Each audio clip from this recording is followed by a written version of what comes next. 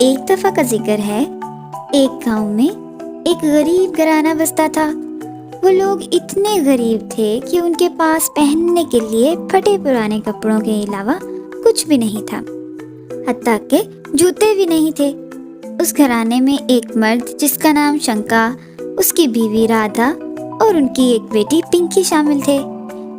پنکی 12 سال کی تھی اور بڑی سمجھدار اور ہوشیار بچی تھی۔ وہ گاؤں ساحلی سمندر پر واقع تھا۔ گاؤں کے بیشتر لوگوں کا ذریعہ معاش سمندر میں مچھلیاں پکڑنا تھا، اس لیے جن لوگوں کے پاس اپنی کشتیاں تھیں وہ گاؤں میں سب سے امیر سمجھے جاتے تھے۔ باقی لوگ ان کشتیوں پر مچھلی پکڑنے کی مزدوری کا کام کرتے تھے۔ کچھ لوگ ناریل کے باغات میں بھی کام کرتے تھے۔ پنکی کا باپ شنکا تھوڑا سا سست اور محنت سے جی چرانے والا شخص تھا، اس لیے مجبوری کے علاوہ کوئی بھی مچھیرا اسے اپنے ساتھ لے جانا پسند نہیں کرتا تھا۔ اس لیے اس گھرانے کے مالی حالات اتنے برے تھے۔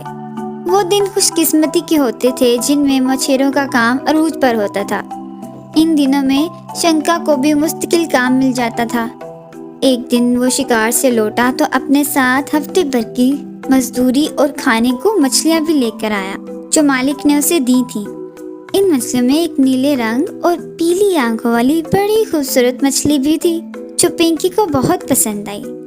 پنکی نے اسے جلدی سے پانی والی بالٹی میں ڈال دیا، جس سے نیم مردہ مچھلی کی جان میں جان آئی اور وہ پھر سے تیرنے لگی۔ پنکی یہ دیکھ کر بہت خوش ہوئی۔ اس کے بعد پنکی کی اس مچھلی سے خوب دوستی ہو گئی۔ اس نے مچھلی کا نام جل پری رکھ لیا۔ اب وہ ہر وقت اس کے ساتھ کھیلتی اور باتیں کرتی رہتی۔ یہ بات پنکی کے علاوہ کوئی بھی نہیں جانتا تھا کہ مچھلی نہ صرف پنکی کی باتیں سمجھتی ہے بلکہ وہ انسانوں کی طرح بول بھی سکتی ہے۔ ایک دفعہ جل پری نے پنکی سے پوچھا کہ تم لوگ اتنے غریب کیوں ہو؟ پنکی نے بتایا کہ میرے بابا کو کوئی مستقل کام نہیں دیتا۔ اگر ایسا ہے تو تمہاری ماما کو چاہیے کہ وہ کام کر لیں۔ جل پری نے مسئلے کا حل بتایا۔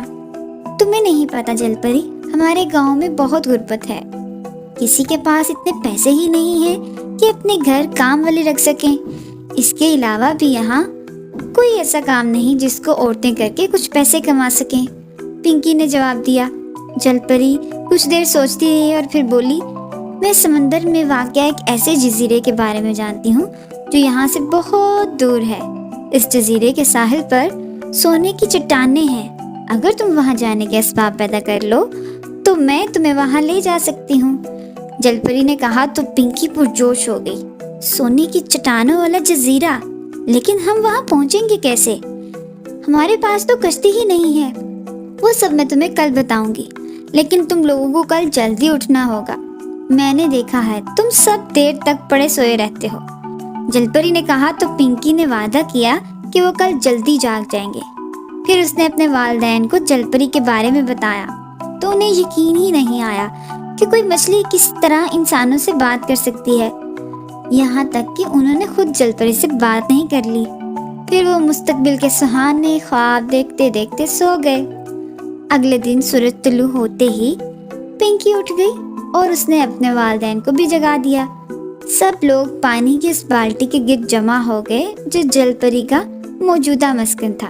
جل پری نے انہیں اپنے قریب دیکھ کر نصیحت کی کہ اگر ان لوگوں نے اپنے حالات بدلنے ہیں تو سب سے پہلے اپنے آپ کو کائنات کی گھڑی کے ساتھ ہم آہنگ کرنا پڑے گا، یعنی سورج کے ساتھ بیدار ہونا، دن بھر جان توڑ مشقت اور رات ہوتے ہی سو جانا۔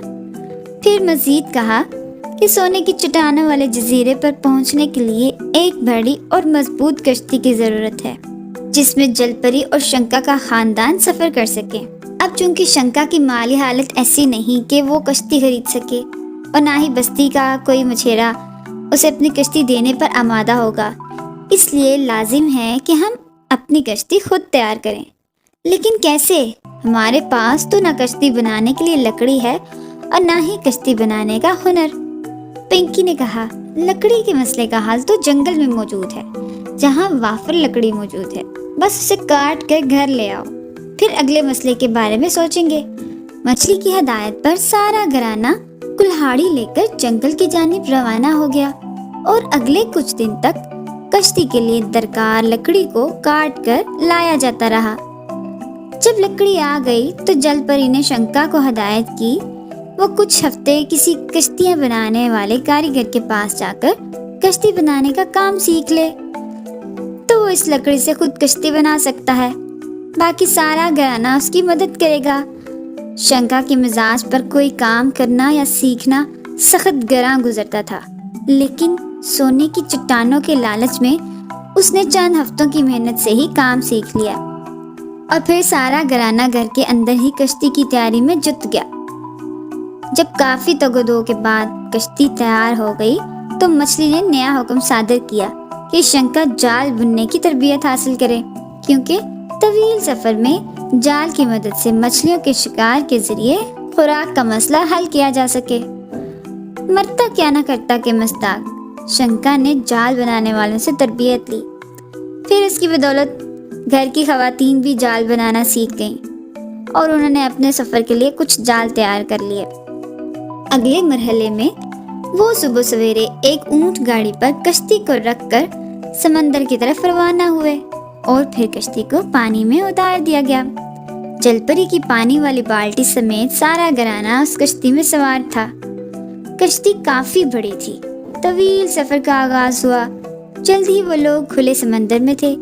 جل پری ان کی رہنمائی کر رہی تھی۔ کئی دن گزر چکے تھے۔ خوراک کے لیے وہ لوگ جال کے ذریعے مچھلی کا شکار کرتے تھے۔ شنکا کے علاوہ پنکی اور اس کی ماں بھی یہ کام اچھے سے سیکھ گئی تھی۔ ایک دن وہ لوگ ایک جزیرے پر پہنچے جو ویران اور سرسبز تھا، لیکن وہاں کوئی سونے کی چٹانیں نہیں تھی۔ شنکا اور اس کی بیوی کا غم و غصے سے برا حال تھا۔ میں پہلے ہی کہتا تھا ایک بیوقوف جانور کے کہنے پر ہمیں اتنے خطرناک سفر پر روانہ نہیں ہونا چاہیے۔ اب میں واپس جا کے گاؤں والوں کو کیا منہ دکھاؤں گا، وہ سب پہلے ہی مجھ پر ہنستے ہیں۔ شنکا نے غصے سے دھاڑتے ہوئے کہا، تم نے ہمارے ساتھ ایسا کیوں کیا جل پری؟ کیا تم نے ہماری غربت کا مذاق اڑایا ہے؟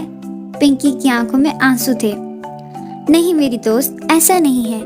میری سونے کی چٹانوں سے مراد وہ ہنر اور صلاحیت تھی جو تم لوگوں کے اندر ہے، لیکن تم سب کو اس کا احساس ہی نہیں ہے۔ آج تم سب لوگ ہنر مند ہو، کھلے سمندر میں مچھلی کا شکار کرنے اور اپنی جان بچائے رکھنے کا تجربہ رکھتے ہو۔ سب سے بڑھ کر یہ کہ تم کشتی بنانے اور جال بنانے کا ہنر بھی جانتے ہو۔ ایک ایسی بستی میں جہاں کے لوگوں کا اوڑھنا بچھونا ہی یہ دو چیزیں ہیں، وہاں یہ ہنر بہت قیمتی ہیں۔ تم لوگ تھوڑی سی محنت اور کرو تو بستی کے سب سے امیر لوگ بن سکتے ہو۔ جل پری کی یہ بات سن کر شنکا کا سارا خاندان بہت شرمندہ ہوا۔ انہیں تب احساس ہوا کہ جل پری کی بدولت نہ صرف وہ ایک بڑی کشتی کے مالک بن گئے ہیں، بلکہ دو بہترین ہنر بھی سیکھ گئے ہیں۔ اپنے ہنر کو بستی کے غریب لوگوں کو بھی سکھانا تاکہ وہ بھی اپنے حالات بدل سکیں۔ سمندر میں چھلانگ لگانے سے پہلے جل پری نے کہا۔